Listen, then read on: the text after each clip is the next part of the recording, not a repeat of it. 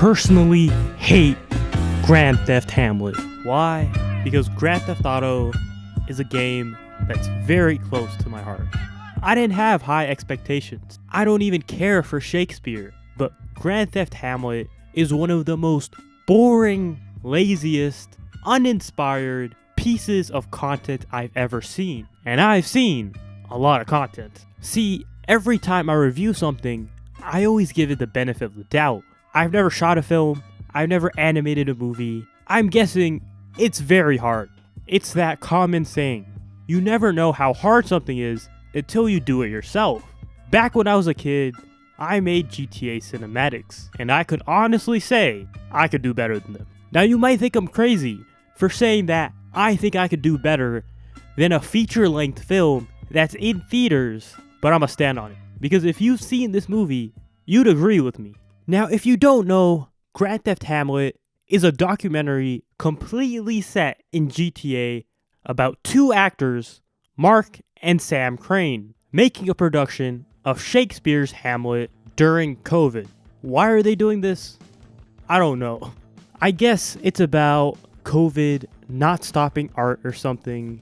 But even though I don't like the idea, GTA has a feature called the Rockstar Editor, where you can place cameras anywhere, adjust FOV, depth of field, and you can move the cameras however you want them to.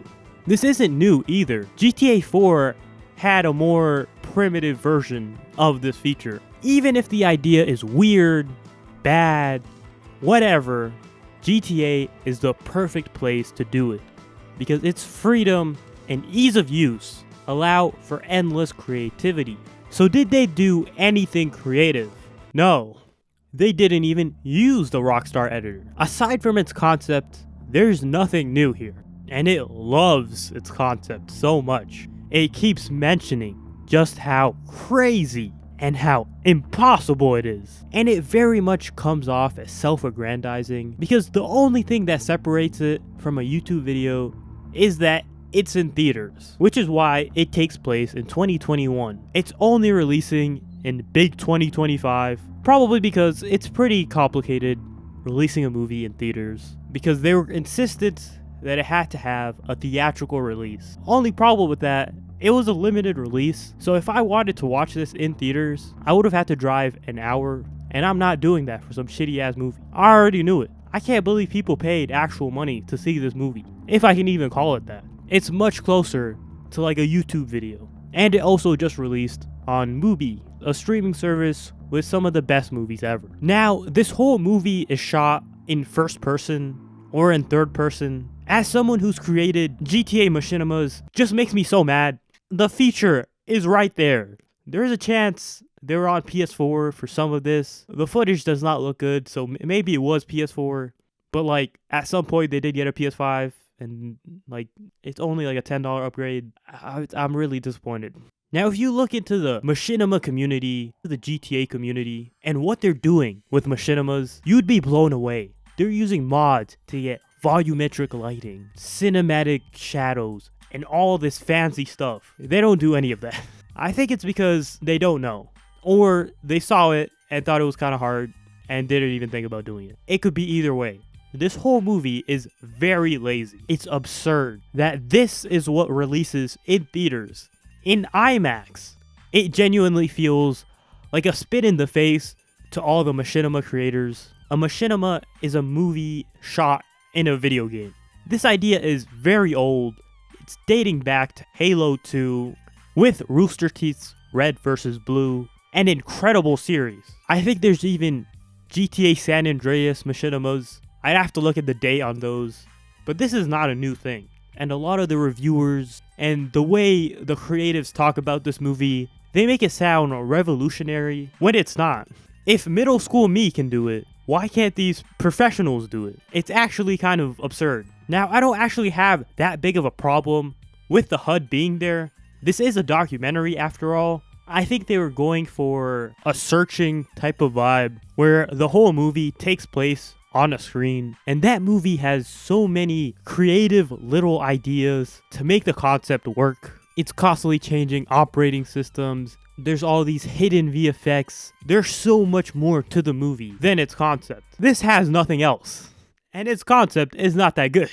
But I think it's a problem when they try to make these cinematic shots, these moments that I think they want to feel cinematic. They even go as far as to remove elements from the screen. A really shitty job at doing it, where they're trying to hide the text on screen. Like, bro, just reshoot it. Reshoot it. Crop it. It's not that hard. But you could tell they're trying to make it look cinematic. And I feel like an insane person, because if they would have used the Rockstar editor, we wouldn't be in this problem right now. Anyways, the movie has a 93% rating on Rotten Tomatoes and has won so many awards. It's kind of funny how this movie with the sense of humor of a Vanoss gaming video could win so many awards. Actually, nah, I take that back. That's an insult to Vanoss. He's actually very creative and has actually pioneered so much stuff for the GTA community. He actually puts effort into his videos. There's camera angles to play up comedic moments. The humor of Grand Theft Hamlet is kind of like watching an old person play a video game for the first time. It's kind of funny for them, but you're just like, yeah, that's neat.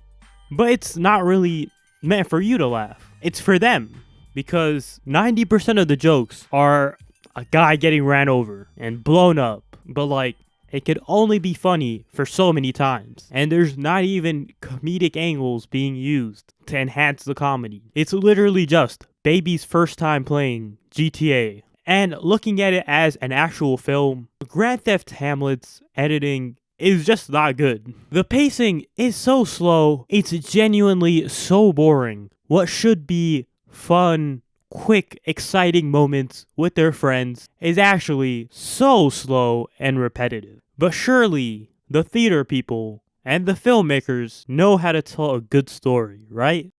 Yes. Nah, I'm just trolling. They suck at that too. Even though it's very clearly scripted, it's not good. The characters have no real personality. It doesn't show, it tells, and the plot conveniences are insane. The whole story is about putting together a production of Hamlet. So getting the actors is a major conflict. But then all the actors just magically appeared out of nowhere. That's totally how that works. There's nothing natural about this film. You could have wrote it into the script, like you found them through a heist or a mission or whatever. You could have did that, but no. Like, if you've played GTA, you know mission players are completely different from free mode people. You can genuinely meet some really cool people online. And you could have had some cool contrast between the free roam mode and the missions. But no, they don't play the game. But surely, the Hamlet stuff is good, right? No. The parallels with Hamlet are done in the lamest way possible. When I think of Hamlet, I think of revenge, morality, and big drama. They don't have any of that. Hamlet's central theme of morality's finality. I'm smart, bruh. I be rhyming. Big word. It's supposed to be contrasted with the immortality of respawning in GTA. I don't know what they meant by that. There could be meaning behind it. I don't know. I'm pretty sure this movie is fake deep. This movie has many scenes where people are quoting Hamlet and Shakespeare with shitty gameplay of GTA over it. I don't think it means anything. I think they're trying to make it seem more smart than it actually is. This is the definition of fake deep. I mean, I do think the concept of the iconic to be or not to be speech is pretty clever. Having COVID bring up that level of introspection was a good idea. Still poorly executed, mainly because everything in this movie is so goddamn unnatural. Everything is so forced and staged. Oh wait, that's what they... See, I'm an idiot, bro. It's staged on... It's a play. It's a stage. They get that bullshit out of my face. But in the Q&A, when they were asked how much of the movie is scripted, the creators don't explicitly say. They kind of dodge the question every time. But it's so clearly scripted, it's kind of hilarious. So, the main character is married to Pinny. They live in the same house in real life, right? So there's this one scene where she's mad at him because he's always playing the damn game. He's addicted to it. So she gets on the game to argue with him. I'm like, if you don't walk up behind him and yell at him, you guys are in the same house. This level of melodrama is so dog shit. This is genuinely CW-esque writing. And the scene is supposed to be emotional, and it's genuinely hilarious. Maybe it's supposed to be funny, I don't know. I mean, most of the dialogue isn't good. It's pretty obvious this wasn't made for gamers, but they're trying to act like they're gamers. Like, during one audition scene, one character says she's best known as Pharah from Overwatch, which just sounds weird. It would be like if I said I'm Doctor Strange from Marvel Rival. I'm not actually Doctor Strange. What are we talking about right here? Like, no one says that. A regular person would say, I main Doctor Strange, or that I play Doctor Strange. It's a little moment, but there's many of these moments that make it obvious that these people aren't gamers. I don't have a problem with them not being gamers, but I really don't like that they're trying to act like they are. Okay, so actually, as I was editing this, she actually is Pharah. It's an Easter egg. She is the voice actor of Pharah from Overwatch. Kind of a clever Easter egg. Man, the movie's still ass, bro. Still proves my point, alright? She's a professional voice actor. Like, this is not natural. This is wrong. Script still sucks. My point still stands. Anyways, it's kind of sad that the first big video game machinima that has real industry backing is one that looks down on gamers. Because in interviews, they have said they kind of used to look down on it, that it's lowbrow. But looking at it as just a film, it's insane how much praise it gets. It won so many awards, beating films like The Contestant. Like, it's not the best movie in the world, but the way it talks about loneliness is actually so heartbreaking. And then you have this piece of shit. It's genuinely just annoying. But I want to end this on a positive note. Even though this movie fails on every single metric, it's kind of inspiring in a weird way, because we can make something better than this. Even though they have multiple studios backing them and all this funding and all this hype around it, a random person could make something better if they just cared. The fact that with a little bit of effort, you could make something better than this should inspire us all. Or you could do what they did. Just take the easy way out and still win. The end. Thanks for watching. Please like, subscribe, and comment down below. Did I miss the point?